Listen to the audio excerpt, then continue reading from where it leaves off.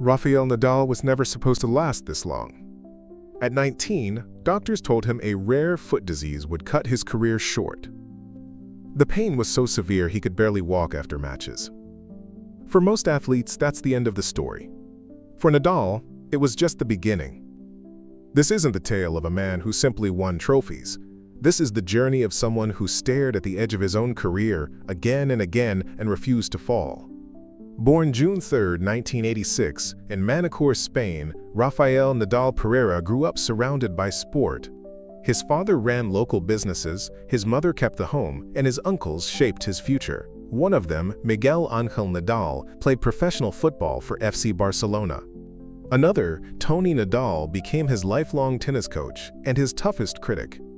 Toni's rules were brutal but simple: no smashing rackets, no excuses. Respect your opponents, humility at all times, learn to suffer, learn to endure, and above all, never quit. He even trained Nadal with old balls on bad courts, teaching him that equipment doesn't win matches, the mind does. Here's something almost nobody knows. Nadal is naturally right-handed, but as a boy, his uncle encouraged him to play left-handed, believing it gave him a tactical edge. He still writes, eats, and plays golf with his right hand, but swings his tennis racket with his left. That switch became part of his legend. By 12, he faced a choice: football or tennis. He chose tennis. At 15, he turned pro, skipping most junior tournaments to compete directly with adults. Within 2 years, he cracked the world's top 50. In 2004, he won his first ATP title and helped Spain win the Davis Cup, defeating world number 2 Andy Roddick. But it was 2005 when the world truly met Rafael Nadal. Just 19 years old, he stormed through the French Open on his very first try, winning the title without fear. He finished the year with 11 singles titles, most of them on clay, earning the name that would follow him forever, the King of Clay.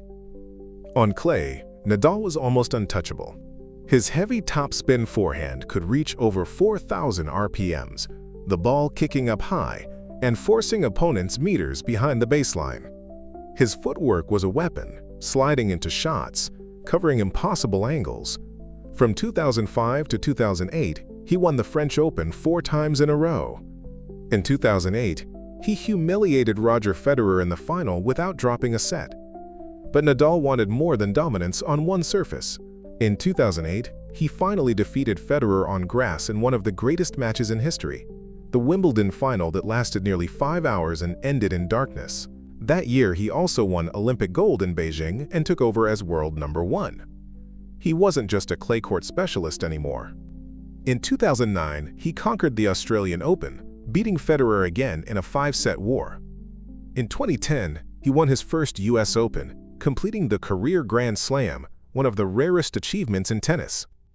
That same year, he became the only man to win majors on clay, grass, and hard courts in the same season, the Surface Slam. But the price of playing like Nadal is steep. His style, lung-busting rallies, relentless court coverage, punished his body. And his injuries became as much a part of his story as his victories. Knee tendinitis in both legs, a fractured ankle, wrist injuries on both sides, a torn abdominal muscle, a hip injury in 2023, and the most dangerous of all, Müller-Weiss Syndrome, a degenerative disease in his left foot diagnosed when he was just 19. The pain was constant.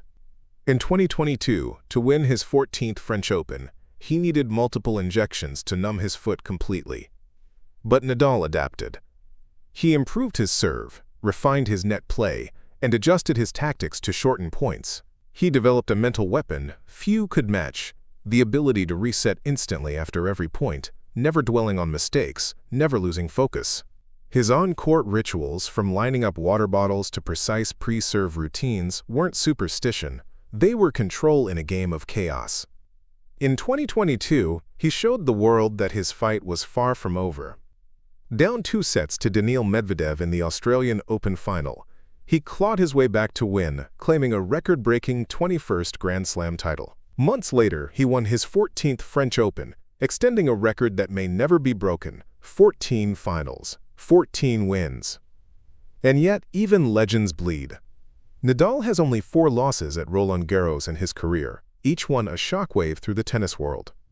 His most recent came in 2024 against Alexander Zverev, likely his last match in Paris. If it was the end, it was fitting, not a quiet fade, but a battle to the last point. Off the court, Nadal's life is as steady as his backhand. He married his longtime partner, Maria Francisca Pirello, and is now a father. He remains a devoted Real Madrid fan, a sailor, a golfer, and a fisherman. His Rafael Nadal Foundation supports underprivileged children through sport and education, running programs from Spain to India. His academy in Mallorca trains the next generation, blending tennis with academics and life skills. The numbers alone are staggering: 14 French Open titles, 22 Grand Slams, a career Golden Slam, 81 straight wins on clay, over 1,000 career match wins. But numbers don't tell the whole story. Nadal's true legacy is the way he plays the game, with ferocity, humility, and respect. As he once said, "You can admire your rival and give them the utmost respect, and still want to beat them with all your might." Rafael Nadal is not just one of the greatest tennis players ever, he is a masterclass in resilience. A man who lived his entire career with a chronic injury that should have ended it, yet turned that pain into power. He has shown that greatness is not just talent, not just hard work, but the unshakable refusal to give in. And whether or not he wins another match, his story will echo in the minds of every athlete who ever faced the moment when their body said stop and they said no. Because Rafael Nadal's career isn't defined by the titles he won. It's defined by the battles he refused to lose.